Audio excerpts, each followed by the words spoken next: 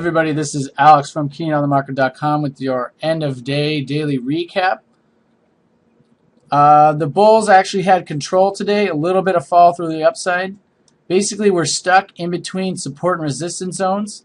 We have short-term support right here at 1329.71, and we have that's resistance, and we have short-term support down here at 1309.49.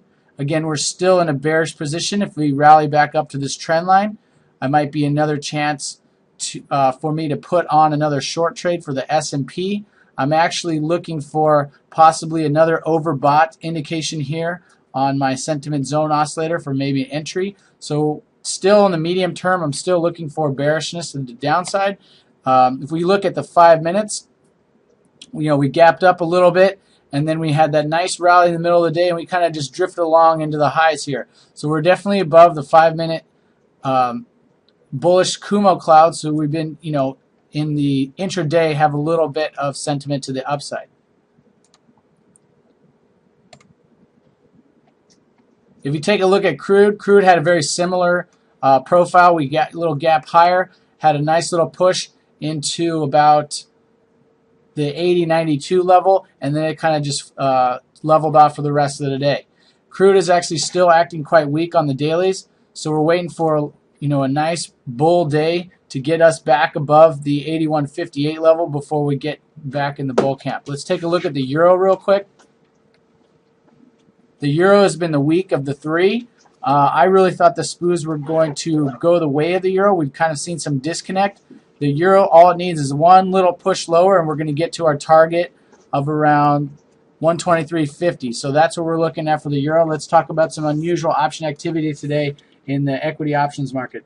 ACAS, paper sold 6,900 ACS Jan 1310 calls for about 81 cents. This was 12.2 unusual volume when the stock was trading about 983 today. So we got a little bit of, call selling here that's maybe locking in profits of a long stock position.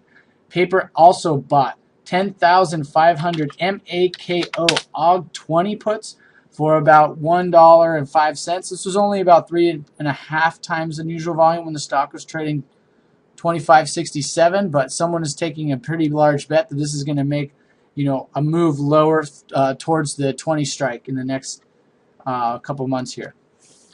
Next one I want to talk about is BUD.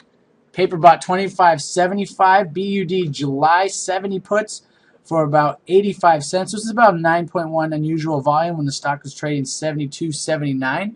So someone's really locking in some protection here, possibly against a long stock position.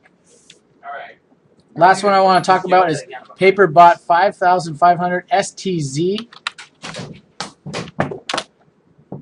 July 20 puts for about 45 cents. This was 8.8 times unusual volume. Stock was trading 21.99. So someone is buying puts against STZ Constellation Brands after it's really made this big move higher. This could be against a long stock position. So that's the recap for today. If you guys want to take a peek into the live trading room, please email sales@KeeneOnTheMarket. We also have a earnings strategy webinar coming up soon. If you'd like to get the details about that, please tweet Andrew @KeeneOnMarket or email sales@KeeneOnTheMarket.com. Have a good night.